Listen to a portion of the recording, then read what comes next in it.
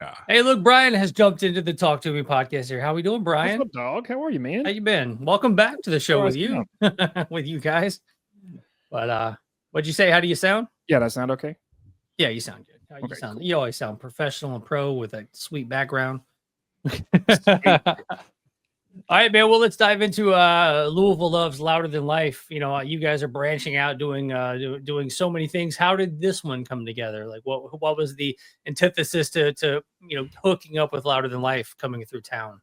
Well, I think we have our third partner, often silent partner, to blame for that. Corey has had a long relationship with the folks at 4th Street Live, and really right when we were finishing, I think, our last Louisville Loves New Metal, he got a call. I remember having a meeting. I think it was that same week. Sorry to jump in. I think it was after we sold out for emo. Oh, was it? I don't know. At some point, we started. And then everyone's like, "Whoa, these guys must be onto something." Right. I just like anytime I want to drop, that we sold out headliners. I just yeah. I set you up for that. You're welcome. Yeah, pretty sure it was when we sold out headliners. Was when they were like, "Hey, these kids are onto something." So they said, "Hey, we want to do something. We're hoping to do something before Louder Than Life next year." And we called the Danny Wimmer folks and pitched it to them, and they said, "This sounds awesome. Let's do it. We'd love to make it the official pre-party." And so all of a sudden, we find ourselves here. Yep. And the one thing with I've now participated, I think, in 2 of these. Where we did the deep cut night, and then we did one of the Louisville Loves New Metals. And this time around, I'm doing a full set of like 15 songs. It was funny when Corey sent me the text. He was like, he sent me the set list, and I was kind of like, "Which songs do you want me to do?" And he wrote back all of them. Because I thought he was sending me the text like which one, like picking out like a couple of songs. Pick 1 or 2. Yeah. Pick your 2 or 3 that you get up and do, because that's what you do with these. And he's like, "No, you're doing a set." No, and you I'm got, like, "Oh, you got shit." promoted, which means you work for free and you're almost free, and you work really hard, and you there's a lot of stress in the week leading up to the show, and then you're gonna have a hell of a time. It's gonna be awesome. There's an old saying which is never let other people know that you're competent, because they will reward you. They will reward you by giving you more responsibility. Basically, what we're saying is it's your fault. Yeah. No, it's definitely my fault. I should have really. I should have done a much worse been job. Out of tune. Yeah. But no, it's funny late, because be a piece of shit. That's what. Yeah, I've kind of talked about it on the podcast a little bit, but this year I was going to, this is 10 years of Talk to Me. Like, I literally just recorded the 10-year anniversary show, and congrats. Like, yeah, appreciate it. And I was like, all right, 10 years is a good round number. Let's shut it down. Let's just go off into the sunset. And back in January, I opened my mouth and, hey, David Ellefson, do you want to do a podcast? And he's like, yeah. I was like, oh shit, now I'm doing and I walk upstairs to my wife and I'm like, I think I'm doing a podcast with David Ellefson now. And then like a month or 2 later, Bobby from Primer 55 reaches out. He's like, do you want to do a show? And I'm like, yeah, sure. You want to do a couple of shows? I'm like, okay. I got us a booking agent. Next thing I know, we've got like, 1 tour announced, another one in the works, another one in the works for next year, maybe even some bigger stuff, related to kind of what we're talking about. We'll put it like that. But I'm just saying, like, it's went from like, I was going to stop to I'm doing the most I've ever done. So I was learning 15 songs for Louisville Loves Louder Than Life. I was relearning the first Primer 55 album because we're playing it in full. And then I have to learn like 6 or 7 songs off the second album. This is the most bass I've played in my whole life. Yeah. Like, it's just been a wild time. The lesson here is just give up, kids. Give up. Yeah. And then all of a sudden, everything will come to you. It kind of, honestly, it's kind of like that over the years. It's like, it's every time I'm like, I want to quit, or I'm thinking about, I'm like, you know what? I'm just going to stop. I will. Hey, will you interview Max Cavalera? I'm like, yeah, shit. I guess I'm still doing this. Like, it's always like, somebody's always like pulling you back in. It's like, what is it? What's the saying? Like, you find love when you're not looking for it. If you're out there trying to find a girlfriend, you're not going to find one. But if you stop looking, if you stop looking, you find Dave Ellefson, Yeah, right. Well, the funny thing is, I've always heard you find your keys if you stop looking for them. Love is so much more profound. But it's like, as soon as you stop looking for your car keys, then they're like hanging on the thing where they always are. But I always thought go ahead. No, you're fine. I was just gonna say, to some extent, this whole show series is exactly that, right? Like Brian asked me, some people have heard this story before, but like Brian asked me for an 7 opinion, years just ago. an opinion. That was it. Yeah, 8 years ago, he was like, "Hey, you're an idea guy. Do you have any good ideas?" Right. And he's like, I Headliners has asked me to come up with a concert series, like a show, a single show. And he's like, and I don't know, like, what are the kids into these days? Brian and I are like 2 years apart or whatever. It's like, what are you young rapscallions listening to these days? I was like, kind of feel like emo's gonna come back. Like I kind of feel like it's like basically back, or it's on its way back. And I was like, you know, the emo DJ nights are cool, but they're like, there's something missing. Like there's something about the live shows. Like I was in an emo band and I played live and opened for some of these bands that we're still covering today, or they're still touring themselves today. Like my buddy's coming down to Austin the same night that you guys are coming down. I think I mentioned to you, he's playing drums with Cartel. And like one of the best shows I ever played in my life was opening for Cartel and doing a CD release show with them. And like, you know, it's just funny that like all these bands, I was like, I think they're back. I think they're coming back. It's funny that you say that too, because I just revisited the Chris Payne book called Where Are Your Boys Tonight, which is a history of emo from the early 2000s. And I forgot how from about 2007 to 2019, it was a bad word. You know, like we were kind of, people distanced themselves from it. They didn't want to talk about it. And it slowly has come back to enough to where I think most of us have forgotten that there was a period where we were all trying to tell each other we weren't emo. Yeah. Yeah, you didn't have that MySpace phase, that you know, the emo haircut and all that nonsense. And I definitely had the you know, the lip ring and the dyed black hair and all that stuff at some point in my life. But and that's so it's funny. I think I told you, Zach, I was like, hey, I want to, you know, I know I was in Primer 55, but I love emo. It's like get me in the Louisville Loves Emo stuff, because my band is doing Finch. And and like everybody in the room was like, I had never heard this song before.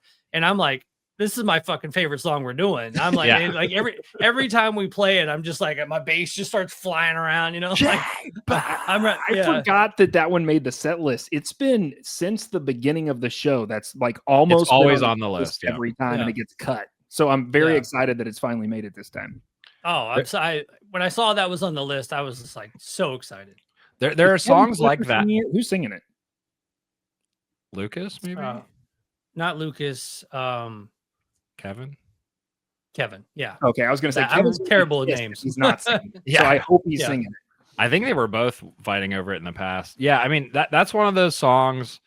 Brian and I have talked about this a lot, but like, you know, we're trying to.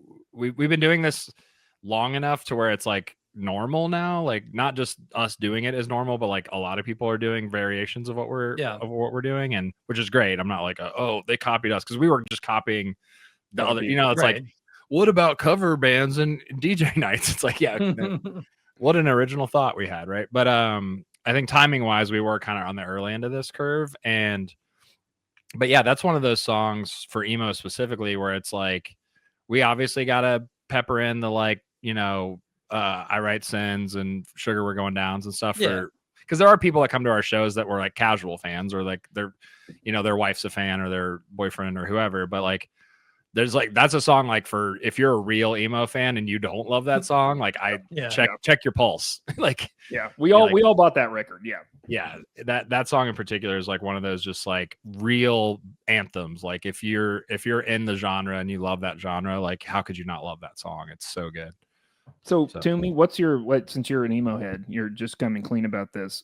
Like, what's another song like that for you? That's like a little bit of a deep cut to the average fan, but is your thing.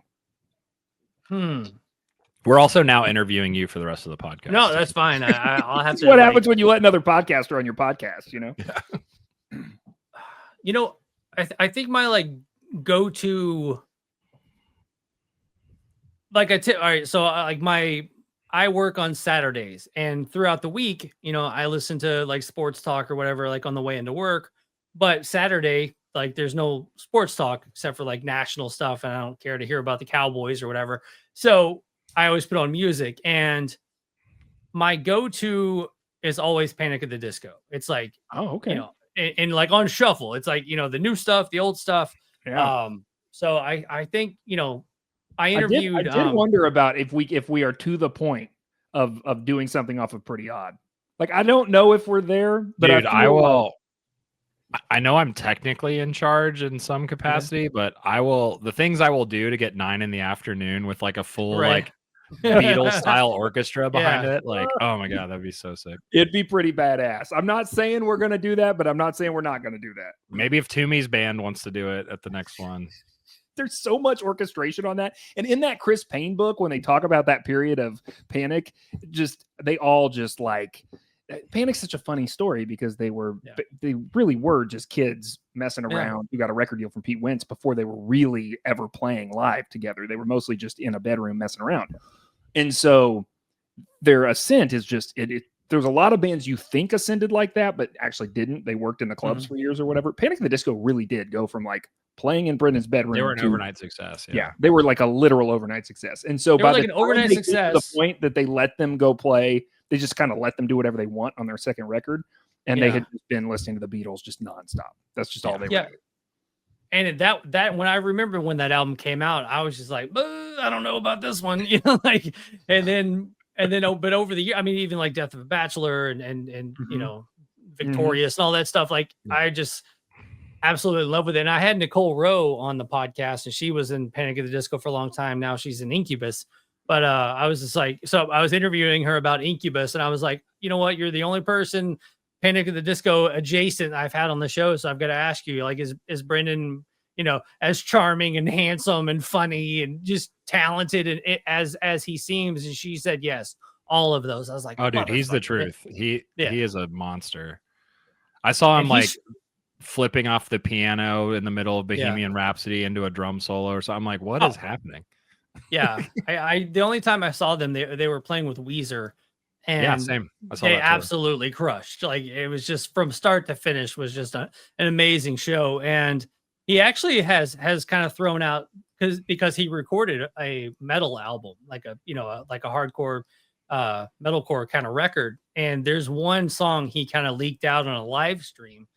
And it's fucking awesome. It's like, it's super heavy, but it's also his voice kind of singing the chorus, you know? That'd be cool. I'm just like, it sounds so cool. And I asked Nicole about that, and she's like, oh yeah, it's real. Like, we recorded it. And I said that there was a song out, and she got really excited to find out which song was already out there. Like, so she could, you know, kind of be like, oh yeah, that's a good one. But yeah, that he's too talented.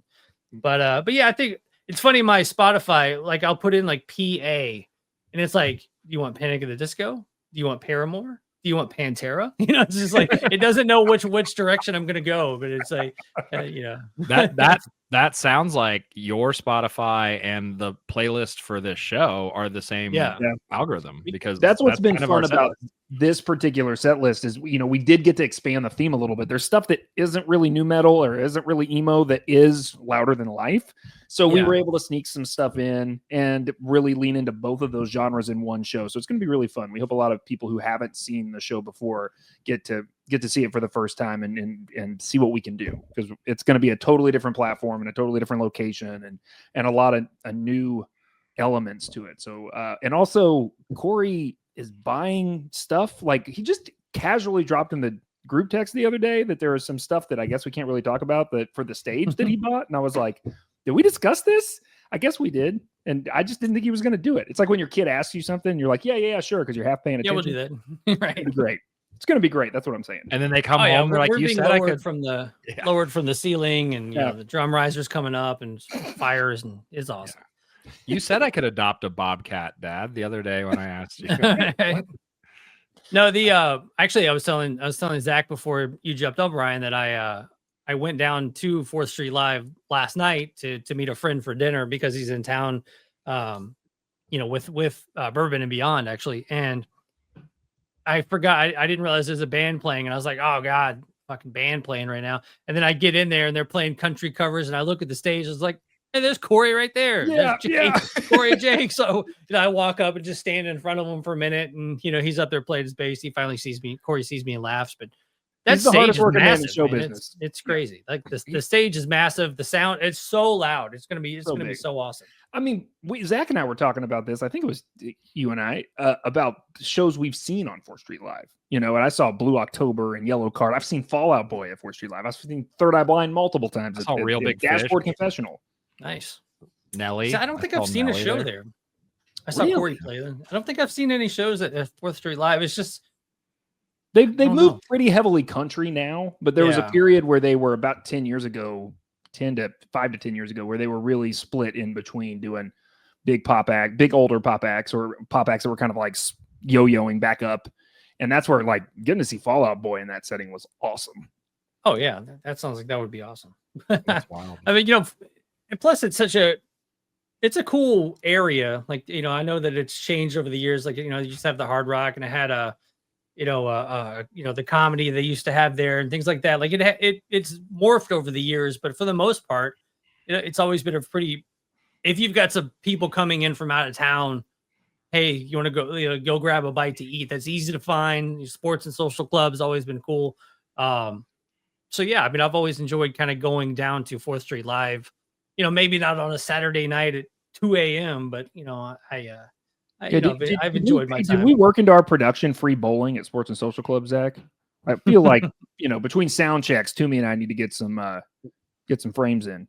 Well, I think you'll remember this, but on the really long list of things that are on my rider, free bowling is on it at every venue, regardless of whether they have bowling. It's like you better ship it in if you don't have it. We only do clubs at the old Vernon Club. We only do shows at the old Vernon Club and Sports and Social.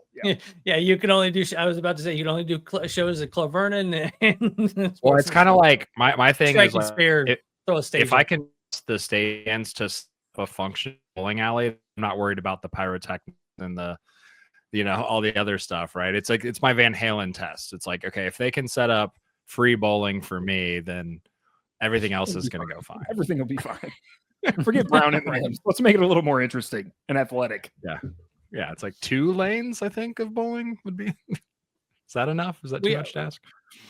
I think it's in Omaha. There's like what is it, like Omaha Bowl or something? I forget what it is, but it's a pretty legendary club, adjacent to a bowling alley. So during the day you can go over and bowl. And I remember we were on tour with Dope, and me and Virus from Dope, we were like on 2 separate lanes, and like we were like strike. It was the craziest, like, whatever round frame of bowling I've ever done in my life. And I think we ended up both bowling like in the high 260s, and it's just like, and I've never done that again. Like, but it was just like, ask you what your bowling game is, Zach. Who's a better bowler, me or you? Not me. Yeah, I went with my brother, our mutual friend, recently, and he was like, I was beating him for the first couple of frames and feeling really good, and then he did that thing he does where he was like, "Oh, I think I figured this out," and then it was just like all strikes for the rest of the game. So one of my first dates with my wife, we went bowling, and I'm competitive. I'm like, I don't care who I'm with. Like, I'm there to win. I don't care if I'm trying to impress the girl and, I'll let you win. Or if it's like a child's dying wish to bowl. Yeah, with you no, yeah. Like I'm out to win. And so we get up there, and I bowl, and she casually walks up and just flings the ball, boom, strike. And I'm like, all right. Sometimes you need to not overthink it, to me, And then she did it again. And I'm like, what the fuck's going on here? And she goes, oh, she grew up on the bowling team, like at her, like, and she has, we have a photo on the fridge of her at like 9 years old, like winning a fucking, a trophy or whatever else. But it's the most infuriating, because, I stand there, I get my feet lined up properly, 1-2 step, boom. She just walks up and just throws it at it. And it's like strike. I'm like, get out of here, man. Zach likes to point out where he and I sit on the masculinity scale next to Corey. Corey's an 11, and I'm a 3. He's a 4. To add to that, one of the only real sports lessons that I ever took was my dad. I would just kept telling my dad I wanted to do something cool because I wasn't athletic, and he was like, "How about bowling lessons?" As a middle schooler, I took bowling lessons, so I do know what you're talking about feet position and how you hold everything. when I was in my early 20s, we would go out and like when the rent was due, we all had all the roommates would go out. And if you could bowl 3 strikes in a row, like you got like the other 2 would have to pay like $100 of your rent. And nobody could do it because we would all, you'd bowl those 2. And then that third one, you're like, all right, I got to get this one. You psych yourself out and like, it would never happen. Like, I don't think it ever worked, but it was still like, it just messed with your head enough to where you couldn't do it. My only real like bowling claim to fame is I have like a potato phone video quality video from like 10 years ago where I'm at a team outing and one of my friends is like jumping up and dancing instead of like taking his turn. And I just grabbed a ball and snuck behind him and bowled a strike. And it was like, it was like a dude perfect video that I could never recreate. But like I took his turn and he turns around. He's like, what the hell? And it's like, you can barely even tell it's me just because the phone video, it's like, I think we're on the iPhone 3 or something, but that's somewhere on Facebook. I think, my 12-year time hop memory or whatever comes up once a year. Nice. And I'll insert that right here. Yeah. For all the viewers who want to see that clip, click subscribe for the Patreon.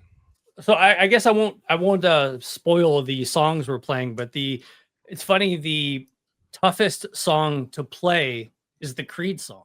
I was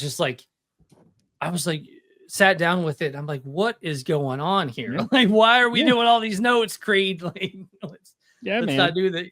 It's a wild one, but we got it together, and honestly, man, we did a lot of the singers came over the other day and like it felt so good just playing as a band, not playing to a track with the singer on it. It was just like once the singers got in the room, it just everything fell into place. So I'm excited to kind of do the dress rehearsal on Sunday and then obviously the show next Wednesday. Is Mullins doing Creed? No. Who is doing Creed? No, yeah, he is doing Creed. Sorry, yes. Okay. Yeah. We had him. I have a funny Mullins Creed story, which is so that the first year of new metal that you didn't do, not because you didn't do it. How dare you? Right. The year before the year you joined the family, we had historically had acoustic sets in our emo shows, and we talked about did we want to do acoustic sets at the new metal show. Because it's like a good way to break up the full band sets, right? Yeah. And every genre has a good sing-along, a handful of good sing-alongs that sound good on acoustic and stuff. And so I was like, yeah, I think we should. There's some like kind of obvious ones, like Outside by Stained is like a perfect new metal kind of acoustic song. Some Incubus stuff. And, take some credit, I said, all right, I think we got to do Creed. And I think we got to have Mike Mullins do it, or no, it was Nickelback. It was both. He did Creed and Nickelback. So his acoustic set was Creed and Nickelback. Yeah, and we were like, wouldn't it be funny if and I was like, no, hear me out. I was like, we're gonna do 2 things. One, we're gonna play those songs kind of as a bit because like people argue about is that new metal or is that butt rock, is that dad rock, whatever you want to call it. And I was like, and 2 things are gonna happen. One, everyone's going to fucking sing along because the songs are bangers. And if you think they're not, you're wrong. And I was like, and 2, if they don't like it, Mike Mullins is the biggest, scariest motherfucker in the room. And so I was like, he's the only person who'd be like, shut the fuck up and sing this Nickelback song. And everyone would be like, sure, yes, sir. So I was like, we get him up there. He's a big teddy bear too. But like, if he needs to be like the WWE pro wrestler guy, right? Like, I was like, he's the perfect person to pull this off because like if they throw a bottle at him, he'll catch it and like smash it with his hand and throw it back and be like, now sing this chorus with me. And he totally crushed it and everyone loved it. And I was 100% right. I just want to go on record and say that worked out exactly as I thought it would. And it was worth it, every second of it. So dude, the first year that I did the show with you guys, we were doing the Evanescence song and, Mike Mullins walks in for rehearsal. I'd never met him or seen him, just head to toe tattoos, big burly, biggest dude ever. I was like, dude, this is like the most hardcore dude I've ever seen in my life. He's gonna fucking punch me if I get a bass note wrong. And then all of a sudden he just like starts rapping the Evanescence song and just kind of, and knowing him over the years now and kind of becoming friends with him, it's just funny how just sweet and nice he is. And then I kind of had that again the other day. I don't know if you guys know Bo, who showed up for a song, but he walks in, like cop mustache. He's like 6'5", just like looks like he looks like a cop. And by the end of it, somebody said something. I guess he is a firefighter.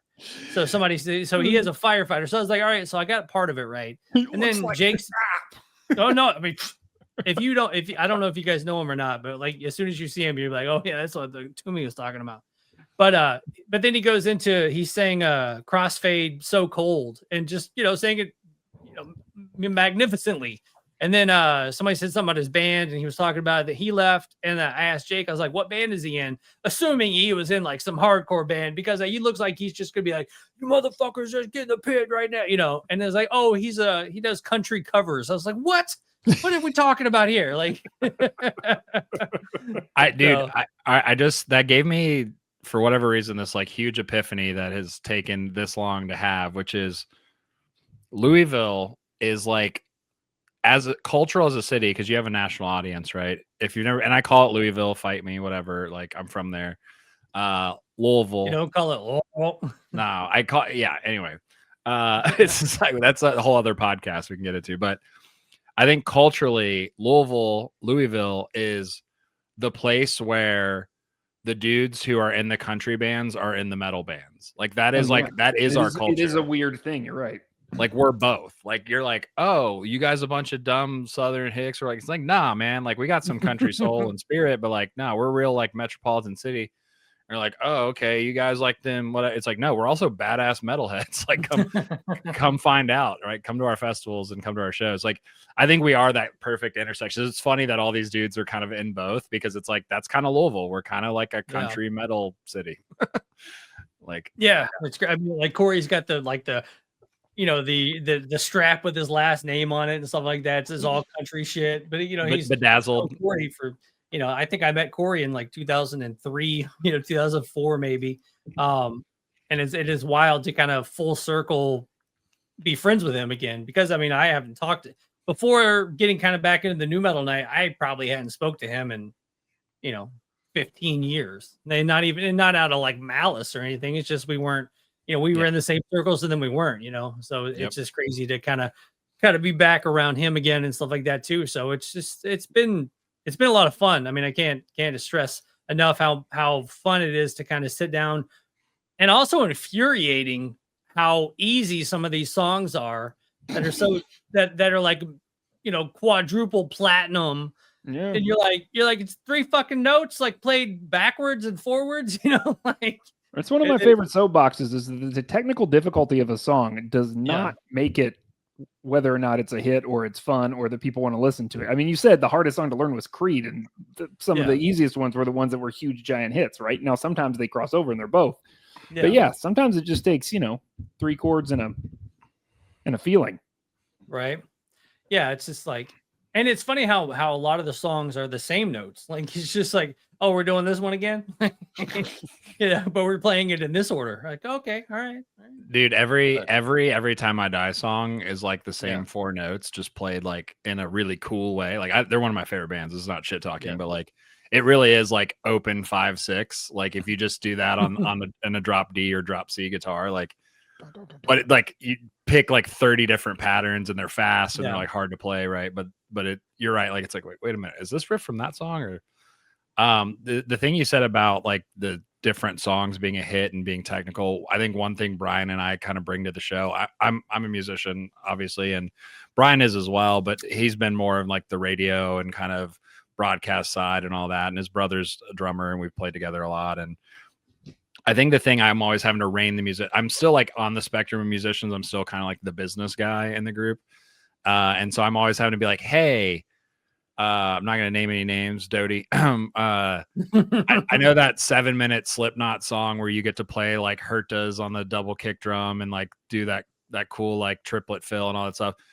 I'm so impressed that you can do that. I can't do that, obviously, but like no one else knows that song, brother. I don't know how to say like if you play that live, all people are gonna do be like, that drummer was good. That's all I knew about it. And so like we're always having to remind the musicians, like just because we like stuff or it's like fun for us to play, like we got to find that sweet spot where the crowd also enjoys it because it's ultimately for them. And I know Corey talks about that a lot, like serving the song and serving the audience and stuff. And so Corey talks about serving the song and serving the audience, and then he's the biggest ham sandwich on stage. So like, it's like as soon it's funny, as soon as the first note hits, he's just like just all over. I went looking for pictures in a folder from one of our shows the other day, and I just got distracted looking at pictures of Corey just because every picture he looks like the happiest man on the planet. And behind because of working with him, he takes it so seriously that he's a little wound up before he gets on stage. Then he gets on stage and he's like the Energizer Bunny, and it's so fun to watch. It's my favorite part of the night. Every time we do one of these shows, it's like can't wait till Corey gets on stage. Yeah, and it's one of the things I found, because before doing the first new metal night, like I've never gotten together with friends unless, maybe when I was like 13, 14, like when I first started playing, and, got together and played like Metallica covers or something like that. But ever since then, it was always original bands. It's like, if a band needed a bass player, I filled in or, joined Primer or had a long, whatever band. So it was always originals. And now is like the first time I've ever been in a cover band, like played covers. And the one thing I noticed on stage was, you guys would put up the album cover, people freak out like, oh my God, they're going to play Deftones. And then like we start playing the song and they kind of turn to each other like, high five and like they could give a shit who's playing on stage. It's the weird, because normally it's, you walk out and it's a Primer show, they're Primer fans, they're here to, here to see the band, and, they're watching the band. But yeah, when you're playing these songs, it's like they could care less almost care less what you're doing on stage. They just want to make sure they hear the song right. And they're not necessarily there for the show aspect of it as much as they are there for the, oh my God, I love this song, aspect of it. But the magic of watching people have that moment and then hearing them sing it back to you, there's nothing more fun than some of those. I mean, as much as we get tired of doing Sugar We're Going Down, we'll do it every show most of the time because you hear the entire city sing. Like, like you can't not if you're anywhere close, right? Yeah, and so you just cut out to just the kick drum for that first verse, and it's like it's like you're, even if you're not in a stadium, it sounds like you're in a stadium because everyone's emo church, man. Yeah, it's we did when we did My Own Summer. I think it's like the second verse or whatever. It just breaks down to just drums and bass. Yeah, and I could hear the crowd over what we were doing. I was like, "Ooh, I don't." That was another thing. I was like, "I don't think I've ever heard that before." So it was wild, man. It's fun. It's so addictive. I think my favorite moment of a recent show, like as a performer, was we did that Limp Bizkit medley at the second new metal show. Yeah. And I came from the back. I stole Kevin Fletcher's, literally his wireless mic and his bravado. And so we're walking through the crowd. Brian is my bodyguard. Remember the masculinity scale, 3 out of 10. So his skinny ass is like pushing kids out of my way so I can walk through the crowd.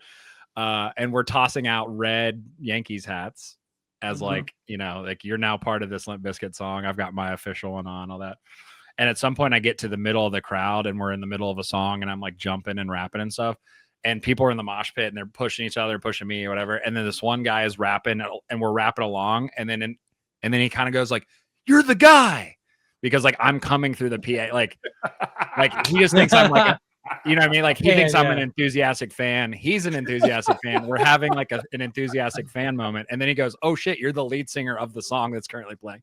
Right. Like, and I got to watch that all unfold in his eyes in like 20 seconds. And that was like one of my favorite moments because I was like, this time I'm gonna let it all out. Like going nuts. It's such an encapsulation of what we're trying to do with these shows anyway, right? Is like get everybody's on stage to a certain degree, even though they're not. It's like, this is your show. We want to hear you sing. You bring your friends, you sing. I mean, we get all these letters now about or people come to us or hit us up on social media and they're like, "Man, I plan my year around this," or "I have friends that come into town for this," or "This is my Christmas." And it's like, it's an amazing thing to be able to provide that for people and be a part of that with a community. Yeah. And I was just going to say, I think the reason that all comes together is like, we are fans of the music first. Like I used to be only in original bands. I was the same as you, Josh. Like the only cover show I ever played back in the day was like we did an original set on tour, the 2 bands we were with, and then the bar was like, "You guys are done?" We're like, "Yeah, we each have one album. Like, you know, we have 30 minutes of material." And he's like, "Well, people are still coming in, and we're in the middle of nowhere." And he's like, "They're waiting to hear some music," and we're like, So we threw together a cover set last minute. Luckily, 2 of the guys from the other band had done a bunch of covers. And so me and Clay from Foxback, Clay played drums, I played rhythm guitar, and these other 2 guys played.